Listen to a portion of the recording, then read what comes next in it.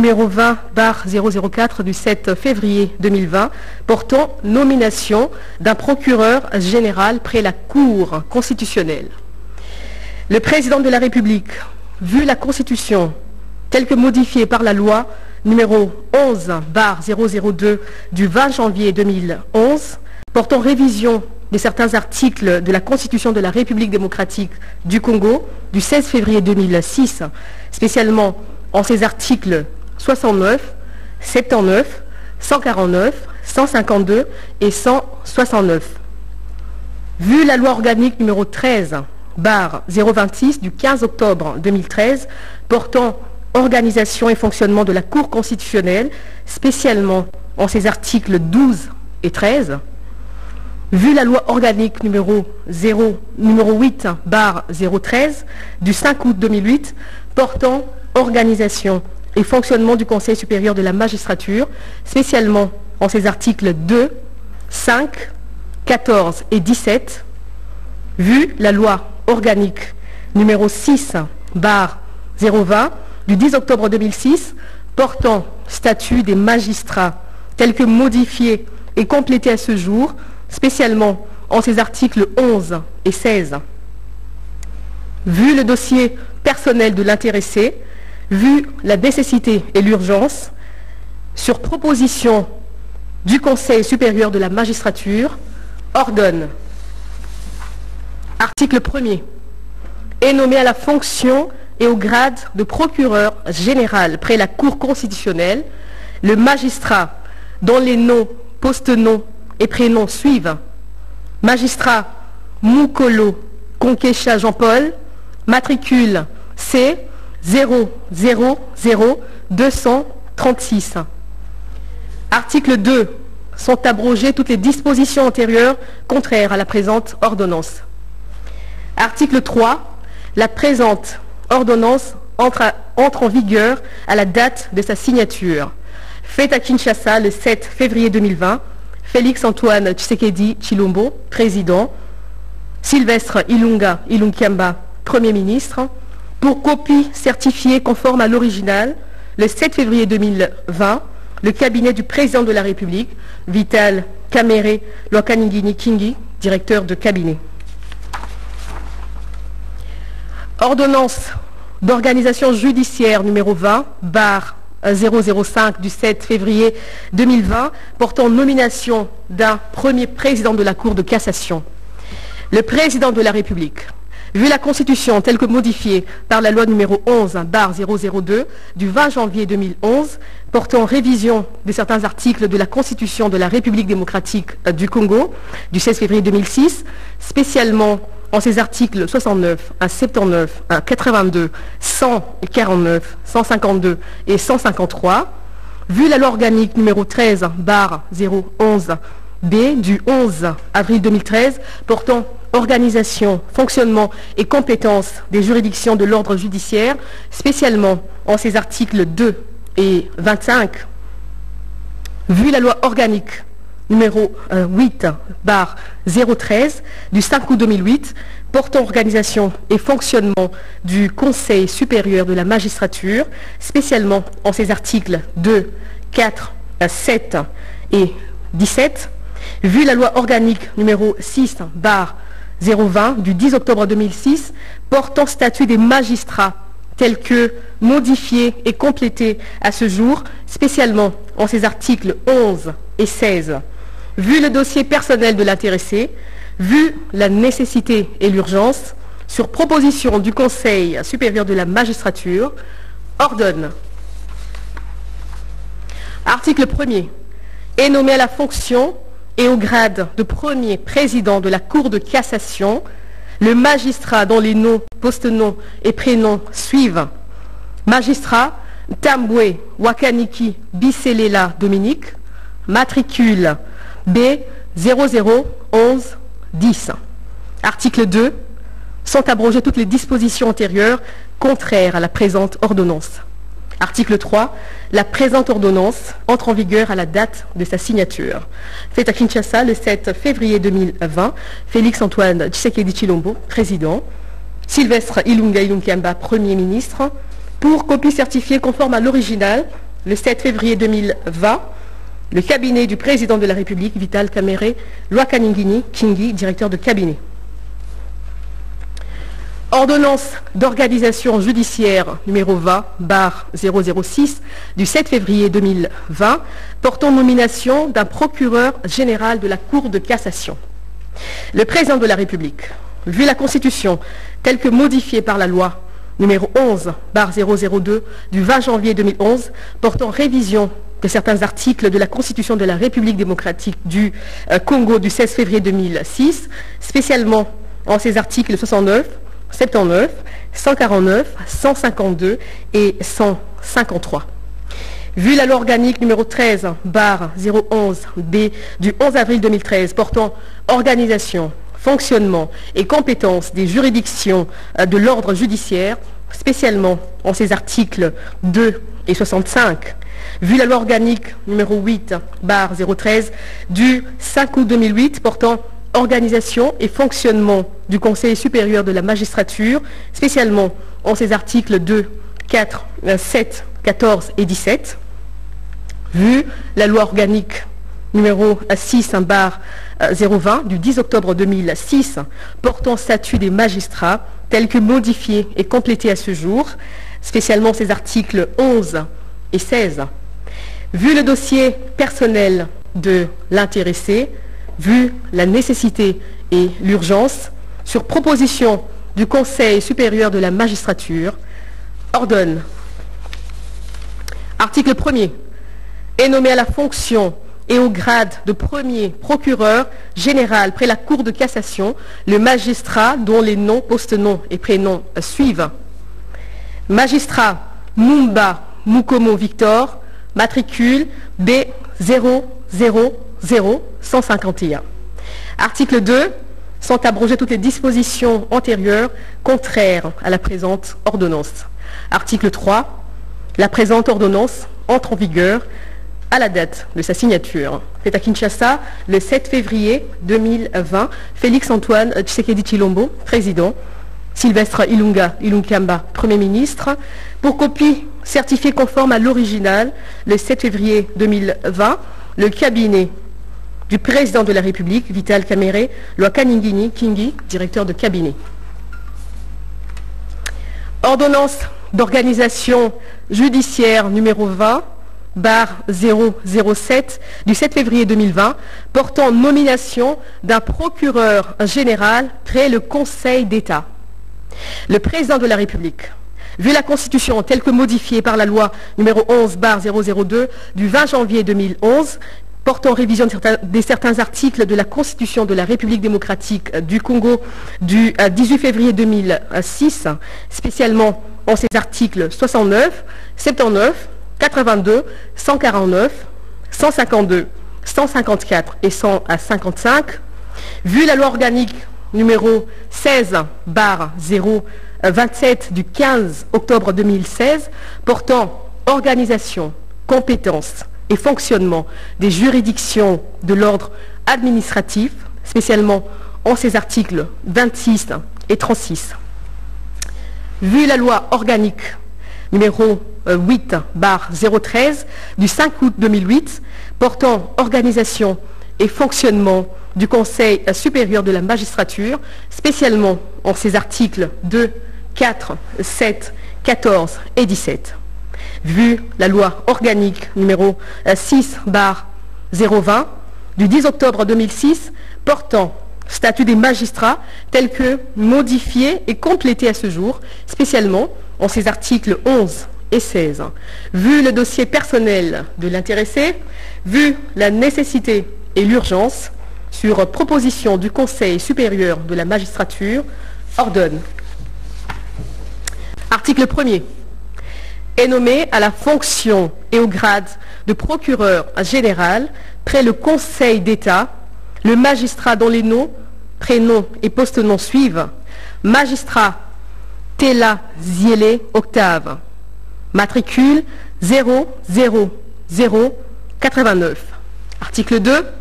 Sont abrogées toutes les dispositions antérieures contraires à la présente ordonnance. Article 3. le président du Conseil supérieur de la magistrature est chargé de l'exécution de la présente ordonnance qui entre en vigueur à la date de sa signature. Faite à Kinshasa le 7 février 2020, Félix Antoine Tshisekedi Tshilombo, président, Sylvestre Ilunga Ilunkamba, Premier ministre, pour copie certifiée conforme à l'original le 7 février 2020, le cabinet du président de la République, Vital Kamerhe Lwakaningini Kingi, directeur de cabinet. Ordonnance d'organisation judiciaire numéro 20/008 du 7 février 2020 portant nomination du premier président de la Haute Cour militaire. Le président de la République, vu la Constitution de la République démocratique du Congo, telle que modifiée par la loi numéro 11/002 du 20 janvier 2011, portant révision de certains articles de la Constitution de la République démocratique du Congo du 18 février 2006, spécialement en ses articles 69 à 79, 149, 152 et 153. Vu la loi organique numéro 13/011B du 11 avril 2013 portant organisation, fonctionnement et compétences des juridictions de l'ordre judiciaire, spécialement en ses articles 2 et 6, vu la loi organique numéro 8/013 du 5 août 2008 portant organisation et fonctionnement du Conseil supérieur de la magistrature en ses articles 2, 4, 7, 14 et 17, vu la loi organique du 6/020 du 10 octobre 2006 portant statut des magistrats tel que modifié et complété à ce jour, spécialement en ses articles 11 et 16, vu les dossiers personnels de l'intéressé, vu la nécessité et l'urgence, sur proposition du Conseil supérieur de la magistrature, ordonne. Article 1er. Est nommé premier président de la Haute Cour militaire le général-major Mutombo Katalai Tiende Joseph, matricule 15 47 73 83 14 09. Article 2. Sont abrogées toutes les dispositions antérieures contraires à la présente ordonnance. Article 3. Le président du Conseil supérieur de la magistrature est chargé de l'exécution de la présente ordonnance qui entre en vigueur à la date de sa signature. Faite à Kinshasa, le 7 février 2020, Félix Antoine Tshisekedi Tshilombo, président de la République, Sylvestre Ilunga Ilunkamba, Premier ministre, pour copie certifiée conforme à l'original, le 7 février 2020, le cabinet du président de la République, Vital Kamerhe Lwakaningini Kingi, directeur de cabinet. Ordonnance d'organisation judiciaire numéro 20/009 du 7 février 2020 portant nomination de l'auditeur général près la Haute Cour militaire. Le président de la République, vu la Constitution telle que modifiée par la loi numéro 11/002 du 20 janvier 2011 portant révision de certains articles de la Constitution de la République démocratique du Congo du 18 février 2006, spécialement en ses articles 69, 79, 82, 149, 152 et 156. Vu la loi organique numéro 13/011B du 11 avril 2013 portant organisation, fonctionnement et compétences des juridictions de l'ordre judiciaire, spécialement en ses articles 2 et 6. Vu la loi organique numéro 8/013 du 5 août 2008 portant organisation et fonctionnement du Conseil supérieur de la magistrature en ses articles 2, 4, 7, 14 et 17. Vu la loi organique numéro 6/020 du 10 octobre 2006 portant statut des magistrats tel que modifié et complété à ce jour, spécialement en ses articles 11 et 16, vu la loi numéro 23/2002 du 18 novembre 2002 portant code judiciaire militaire, spécialement en ses articles 4, 41, 42 et 44. Vu le dossier personnel de l'intéressé, vu la nécessité et l'urgence, sur proposition du Conseil supérieur de la magistrature, ordonne, article 1er, est nommé auditeur général près la haute cour militaire le lieutenant général Mukunto Kiana Tim, matricule 15 68 32 20 64 68. Article 2. Sont abrogées toutes les dispositions antérieures contraires à la présente ordonnance. Article 3. Le président du Conseil supérieur de la magistrature est chargé de l'exécution de la présente ordonnance qui entre en vigueur à la date de sa signature. Fait à Kinshasa le 7 février 2020. Félix Antoine Tshisekedi Tshilombo, président. Sylvestre Ilunga Ilunkamba, Premier ministre. Pour copie certifiée conforme à l'original, le 7 février 2020, le cabinet du président de la République, Vital Kamerhe Lokaningini Kingi, directeur de cabinet. Merci. Merci madame pour cette lecture. Ce journal s'est poursuit.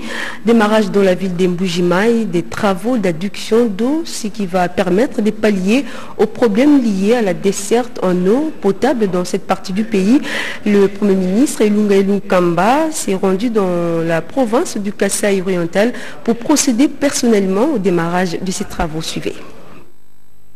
De Cape Town à Kinshasa, le temps de recevoir son homologue belge, le chef du gouvernement congolais a repris le jet. Le jeudi 6 février 2020, direction Mbujimai, la ville du diamant.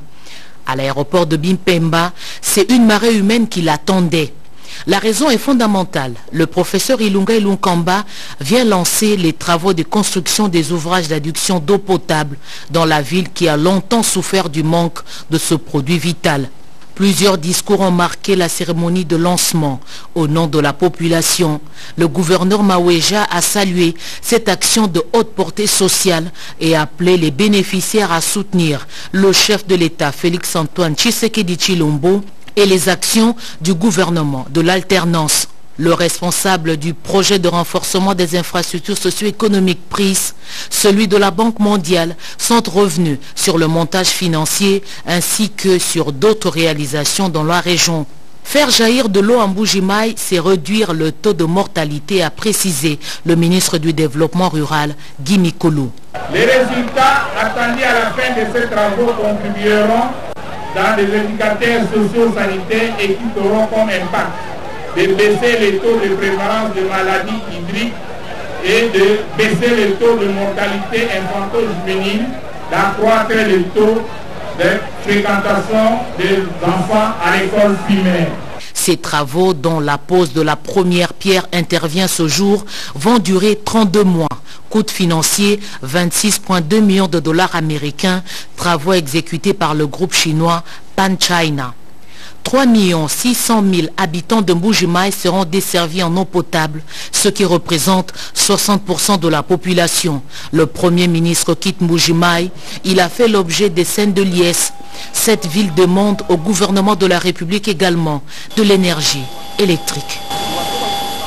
Addis Abeba abrite depuis ce jeudi le 33e sommet de l'Union africaine, le sujet lié à la paix dans les continents africains. Au cœur de cette rencontre axée essentiellement sur faire taire les armes. La ministre d'État des Affaires étrangères, Marine Toumba, chef de la diplomatie congolaise, représente la RDC dans cette rencontre. Suivez.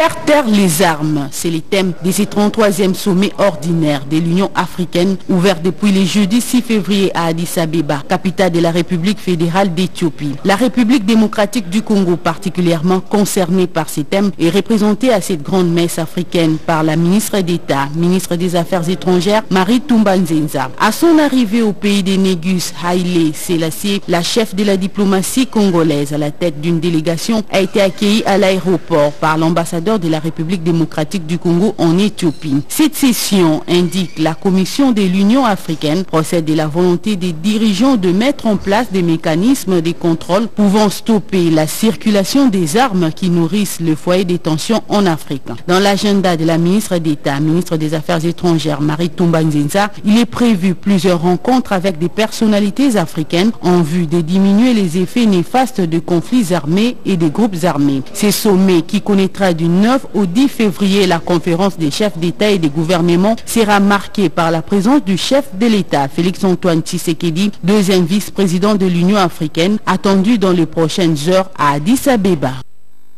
Le ministre d'État, ministre de la Communication et des Médias, a séjourné dernièrement dans la province du Congo central. Nous vous proposons dans ces journaux les résumés des activités déployées sur place. Notre consoeur revient sur ces résumés. Suivez.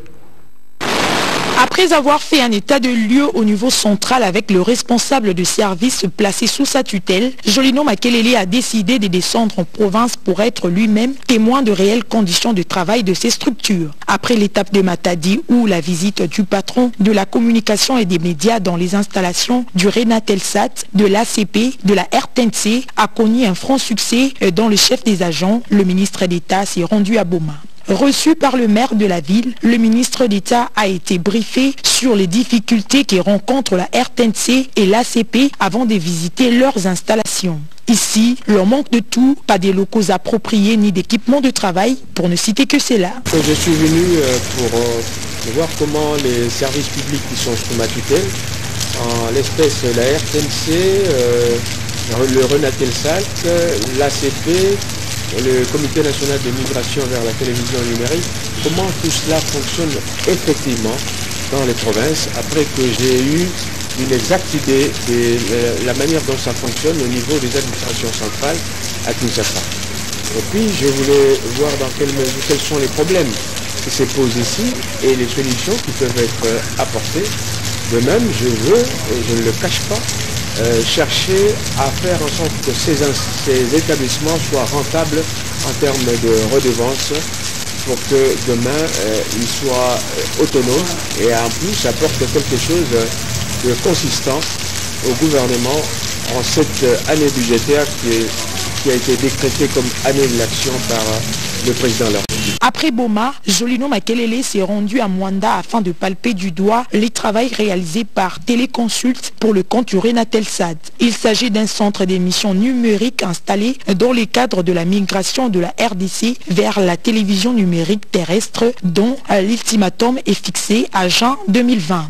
Si le ministre s'est montré globalement satisfait de ce qui est accompli ici, il y a néanmoins quelques soucis d'intendance et d'entretien du site. Jolino Makelele assure de son implication. Dans la suite de la vision du président de la République qui a décrété l'an 2020, année de l'action, le ministre d'État, ministre de la Communication et Médias, ne veut pas dormir sur ce désoreille. Après le Congo central, il entend déjà répandre sa route vers une province. Les bureaux du comité technique spécialisé de l'Union européenne, de l'Union africaine, a tenu une réunion extraordinaire, réunion au cours de laquelle des questions liées à la mise en œuvre des engagements de l'Afrique concernant l'égalité homme-femme ont été passées à peine fin. C'est la ministre du Genre, Famille et Enfants, Béatrice Loméa, qui a présidé cette rencontre, nous dit Yvette Makoutima dans son reportage.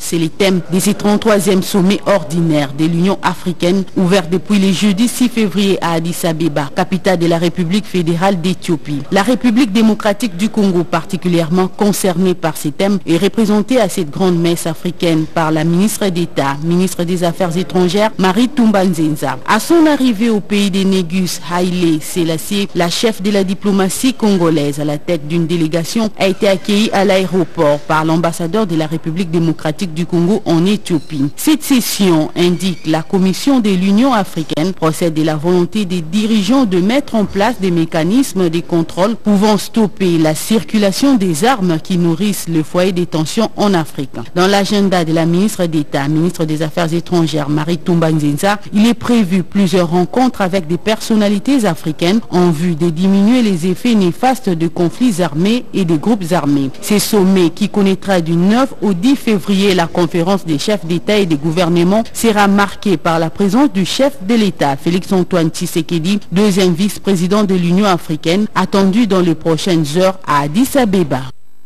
Excusez-nous pour cette répétition. Revenons sur cet élément de reportage. Les bureaux du comité technique spécialisé de l'Union africaine a tenu une réunion extraordinaire, réunion au cours de laquelle des questions liées à la mise en œuvre des engagements de l'Afrique concernant l'égalité hommes-femmes ont été passées à peine fin. C'est la ministre du Genre, Famille et Enfants, Béatrice Loméa, qui a présidé cette rencontre, nous dit Yvette Makoutima dans ce reportage.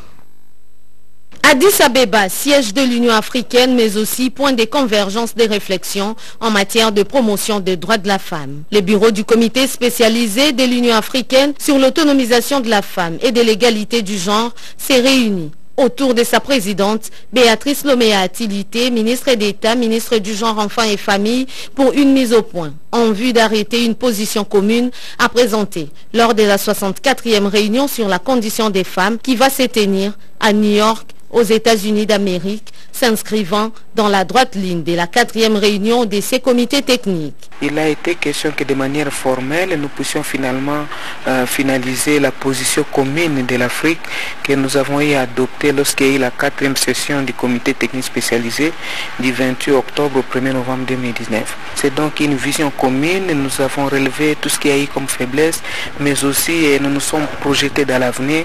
Qu'est-ce qu'il faudrait faire pour accélérer la réalisation de ce qui a été retenu dans la déclaration de Beijing comme domaine critique pour faire avancer la question de l'égalité entre hommes et femmes, mais aussi la question de l'autonomisation économique des femmes. En guise de rappel, la 4e réunion du comité technique spécialisé de l'Union africaine sur l'autonomisation de la femme et égalité du genre s'était penchée sur l'examen de la mise en œuvre des engagements de l'Afrique au titre de la déclaration et du programme d'action de Beijing 25 ans après leur adoption. Le prix de la paix a été décerné au chef de l'État, Félix-Antoine Tshisekedi, à Dakar au Sénégal. C'est une structure dénommée Fojega qui a reconnu les efforts de Félix Tshisekedi pour le retour d'une paix durable dans la région des Grands Lacs, également dans l'Est de la République démocratique du Congo. Le ministre près le président de la République s'y est rendu pour recevoir ses mérites. Suivez. Le prix de la paix et de la démocratie a été décerné au président de la République, Félix-Antoine Tshisekedi.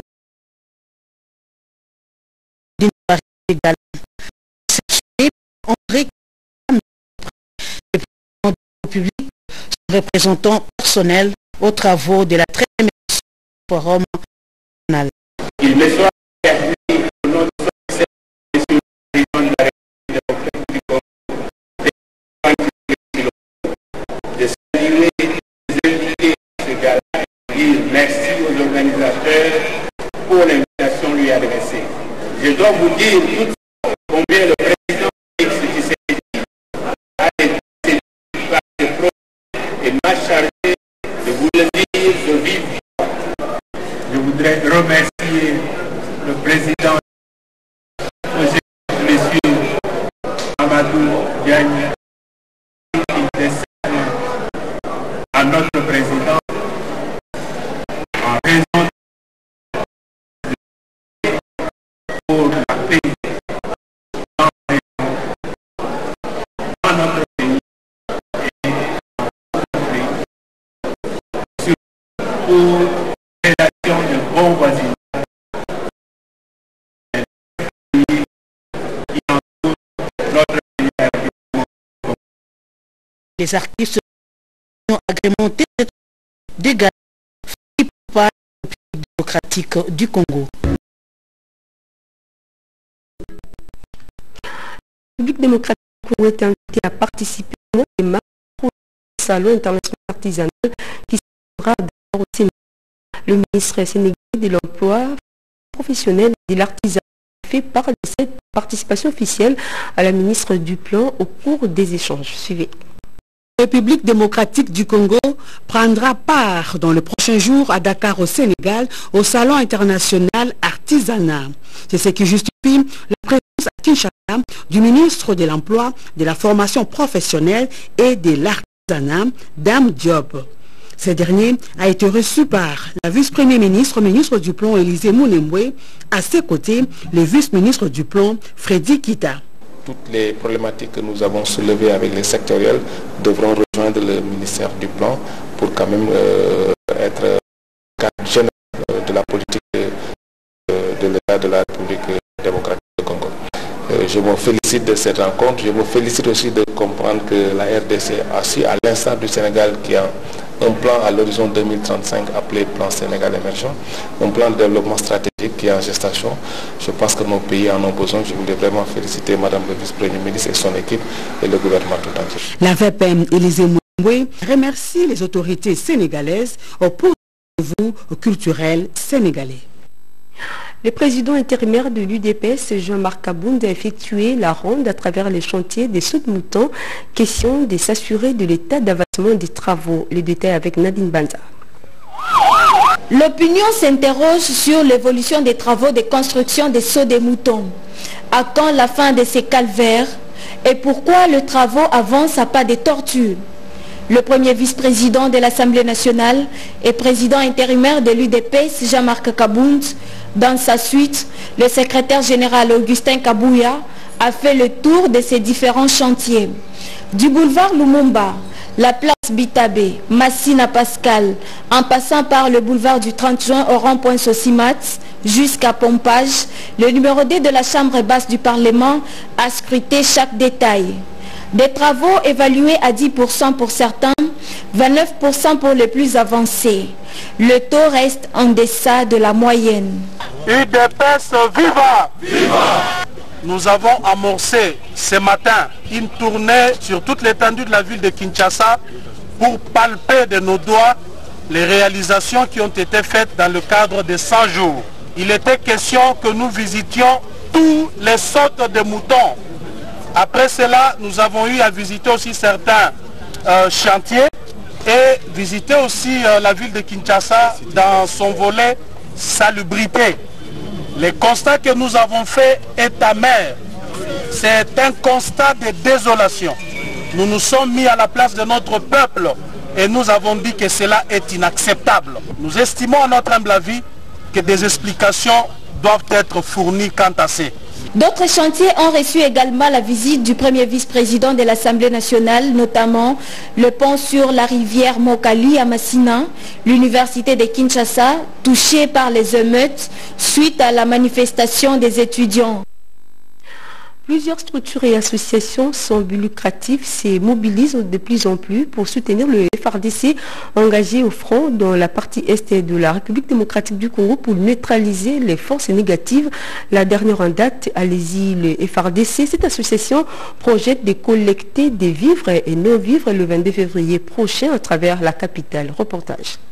Les succès enregistrés chaque jour qui passe par les vaillants éléments des forces armées de la République démocratique du Congo à Béni, dans la partie est de la République démocratique du Congo, avec l'appui bien entendu de la population locale, n'a pas laissé indifférent certains patriotes congolais épris de paix et de nationalisme en vue de la défense de l'intégrité du territoire national, cheval de bataille du chef de l'État et commandant suprême de la police nationale congolaise et des FARDC, Félix Antoine Tshisekedi Tshilombo. C'est le cas notamment de l'ASBEL, collectif Allez-y les FARDC, que dirige Dieu merci Bamba, secondé par Israëlo Kabenda. Cette structure apolitique envisage organiser le samedi 22 février 2020 à Kinshasa une marche pacifique de soutien, collecte des fonds et vivres en faveur de FARDC.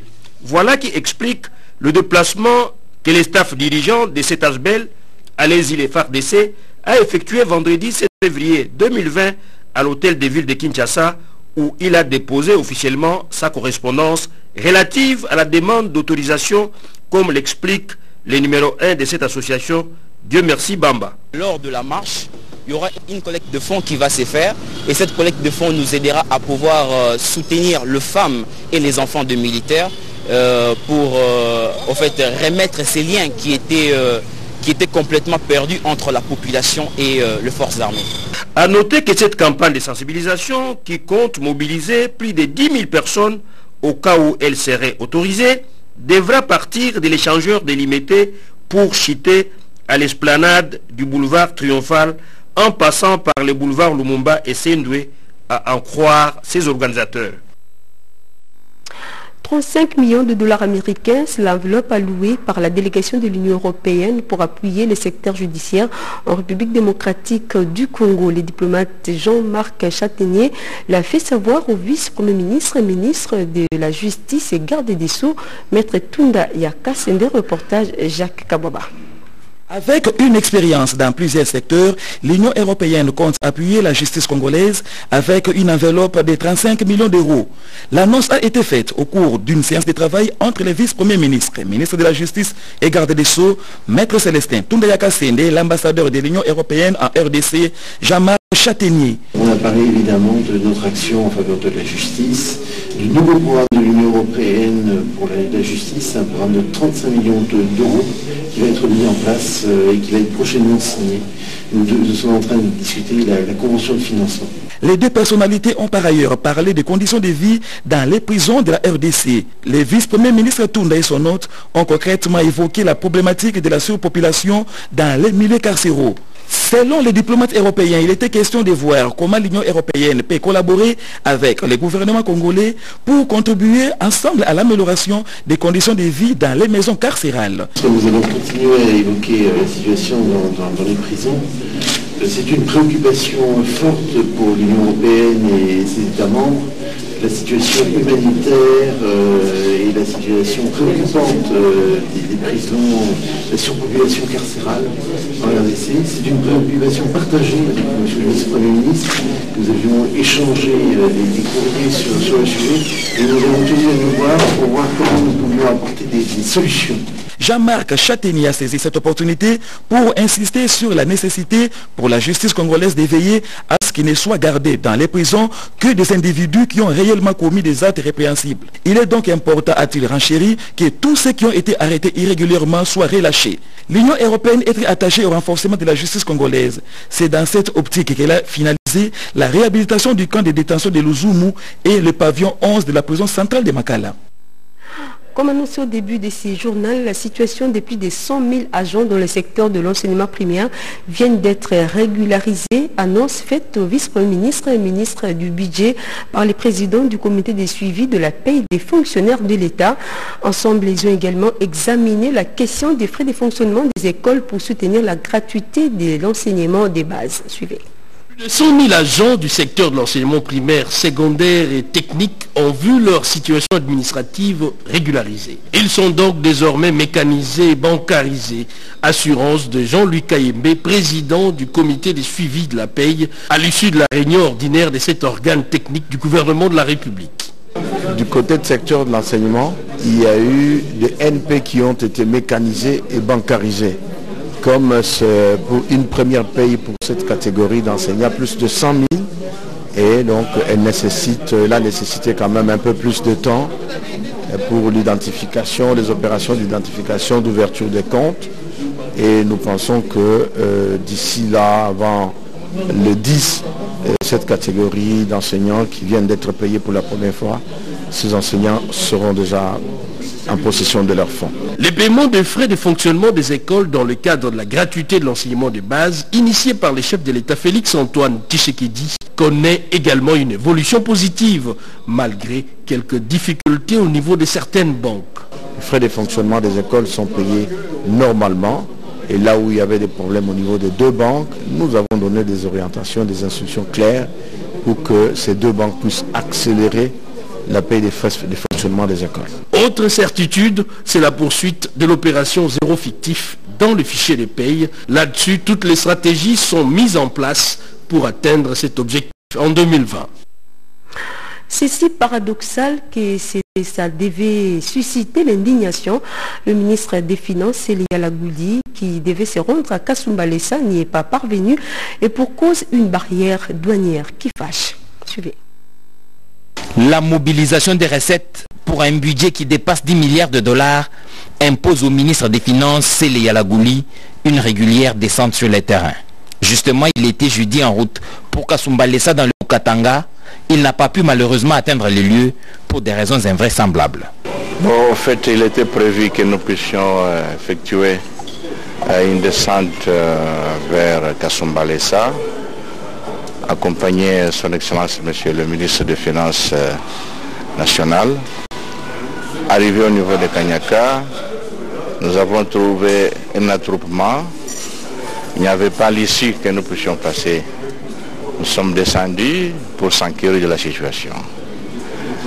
La population nous dit ici que la douane a érigé une barrière et qu'elle demande des frais.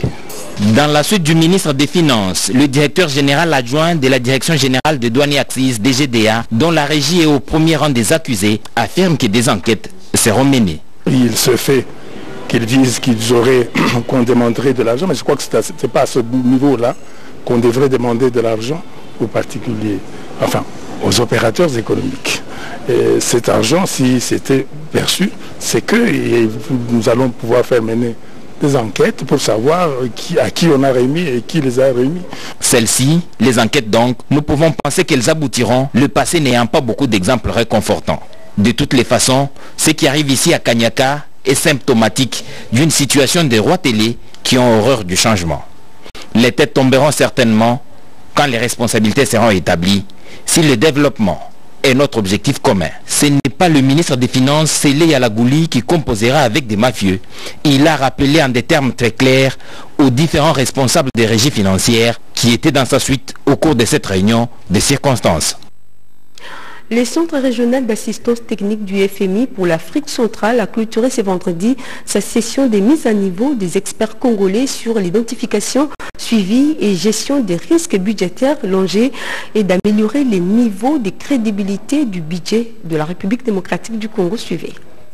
Le cadre macroéconomique de la RDC se doit une stabilité, ce malgré les causes endogènes et exogènes qui influent de manière permanente sur ces agrégats. C'est dans ce sens que le gouvernement, par le biais du ministère des Finances, a fait recours au Fonds monétaire international par Afritac Centre. C'est pour son expertise sur l'identification, le suivi et la gestion des risques budgétaires. Il s'agit tout d'abord de comprendre tout ce qui sont les risques et de pouvoir les analyser, de les quantifier. Donc on a fait des travaux pratiques, des risques macroéconomiques, trouver des mesures d'atténuation ou de provisionnement dans la politique budgétaire. C'était dans une session de 4 jours clôturée ce vendredi à Kinshasa au profit des cadres institutionnels et opérationnels des ministères du budget, du plan des finances et de la Banque centrale du Congo.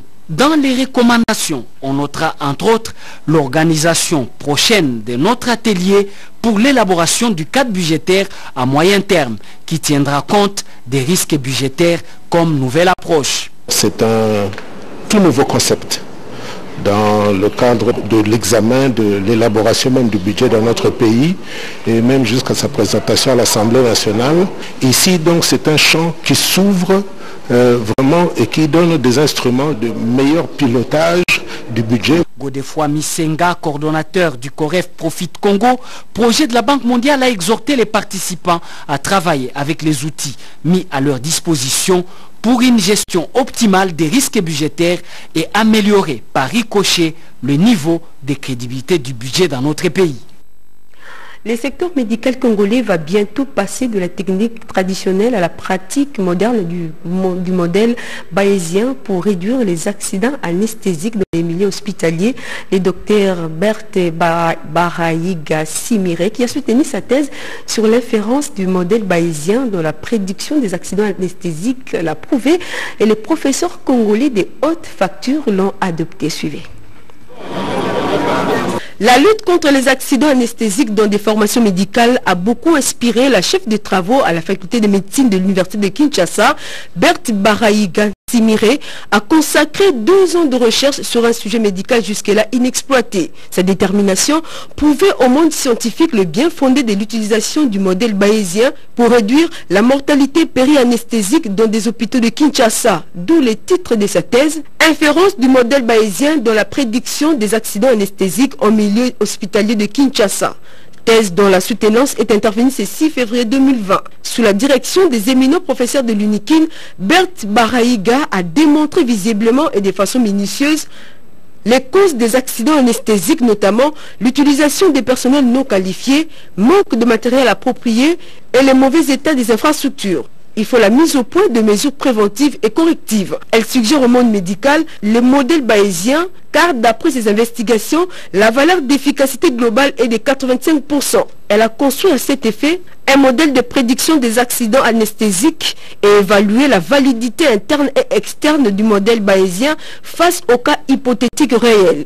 Le récipiendaire du jour a également insisté sur la qualité du chirurgien qui constitue le prédicteur des accidents anesthésiques. Le jury a saisi de manière magistrale l'originalité de cette thèse. Les membres du jury sont unanimes sur la présentation et le tout abordé avec pertinence de l'iconographie, la qualité et la richesse des ressources utilisées. À l'issue de la déclaration, le jury décide d'attribuer à Berthe Baraïga Nsimire le grade du professeur agrégé de l'enseignement supérieur en médecine. Le président de cette séance académique, le professeur Kabengele Godefroy, lui a remis les insignes honorifiques. Les familles, amis et connaissances se sont joints au corps académique pour féliciter le docteur Berthe Baraïga Nsimire. Voilà, Bank of Africa, qui a fêté ses 10 ans d'existence en République démocratique du Congo, a lancé officiellement des nouveaux produits et services et des nouvelles possibilités dans la relation entre cette banque et sa clientèle. BOA Web, un système d'intérêt banking, a été largement expliqué par ses dirigeants. Suivez.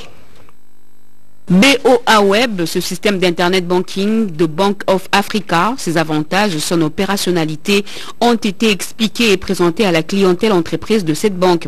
Cette rencontre initiée à travers la ville où la BOA est établie, notamment à Dakar, Abidjan, Niamey et maintenant Kinshasa, a pour objectif de présenter aux entreprises le nouveau produit, mais aussi d'écouter ces entreprises pour mieux interagir.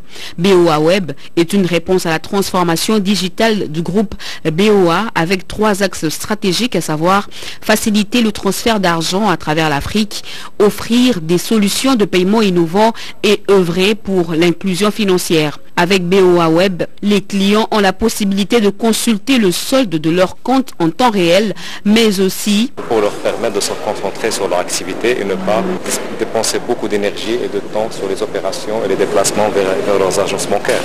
Donc c'est un canal digital qui permet aux clients de communiquer avec leur banque tout en restant chez eux sans se pouvoir être amenés à se déplacer. Pour accéder à cette plateforme, il faut d'abord avoir une adresse mail, ensuite télécharger l'application Google Authenticator, remplir le formulaire, puis recevoir par mail une notification en introduisant son numéro de compte complet. Le client reçoit une identifiant qui lui permettra de se connecter. Né il y a 35 ans, le groupe BOA est aujourd'hui établi dans 18 pays, dont la République démocratique du Congo, où il a totalisé 10 ans. Et avant de se quitter, un nouveau bâtiment pour l'Office des voiries et drainage, bâtiment construit sur fonds propres de cette entreprise de l'État. Il est situé dans la commune de Limete. Suivez la cérémonie inaugurale qui est intervenue ce vendredi dans ce reportage. Avec l'essence managériale du directeur général Benjamin Wengabasoubi, l'Office des voiries et drainage OVDN a désormais un nouveau bâtiment construit sur fonds propres. La journée de vendredi 7 février 2020 a été choisie pour évaluer les activités réalisées par cette entreprise technique du gouvernement congolais en matière d'infrastructure, puis a suivi la cérémonie d'inauguration du bâtiment. Un motif de fierté pour tous les personnels de l'OVD dont la contribution de chacun était une pierre portée à l'édifice, a souligné le directeur général dans son mot de circonstance. Nous saisissons cette occasion pour remercier son excellence, M. Félix Antoine Tshisekedi Tshilombo, président de la République démocratique du Congo, qui a réhabilité l'image de l'office en l'associant au premier rang dans le programme phare d'urgence de ses premiers 100 jours. Votre savoir-faire, doublé d'une expertise avérée, ont donné raison au chef de l'État d'avoir placé l'Office de voirie et drainage au premier rang de son programme de 100 jours. L'OVD, ce sont agents et cadres d'abord. Ce dévouement inconditionnel a produit comme résultat, en 2019, la réhabilitation et la construction de plusieurs ouvrages de voirie et de drainage. Nous ne manquons pas d'encourager et d'accompagner nos partenaires commis à l'exécution des travaux de ce montant pour leur meilleur achèvement. Les représentants du vice-premier ministre, ministre des Infrastructures, a au nom du vice-premier ministre, salué cette réalisation de l'OVD et a invité tous les personnels à soutenir leur entreprise et les staffs dirigeants. Madame, le président du conseil d'administration, a placé un mot pour souhaiter une heureuse année à tous et leur a transmis le meilleur vœu de l'année. Fin de cette édition d'information, mais d'abord rappel des titres. 100 000 agents de plus dans le secteur de l'enseignement primaire viennent d'être mécanisés après plusieurs années d'attente. Annonce du président du comité des suivis de la paie des fonctionnaires de l'État au vice-premier ministre du budget. Pour améliorer la crédibilité du budget en République démocratique du Congo, Afritac Centre FMI vient de doter les experts institutionnels et opérationnels des outils nécessaires de la gestion des risques budgétaires en République démocratique du Congo. Elle est la première en cette thématique de recherche. Dr Berthe Baraïga a fait de recherche sur l'inférence du modèle bayésien dans la prédiction des accidents anesthésiques. Madame, Messieurs, l'actualité se continue sur nos antennes. Prenez rendez-vous tout à l'heure à 22h et puis à minuit et nous vous retrouverons prochainement.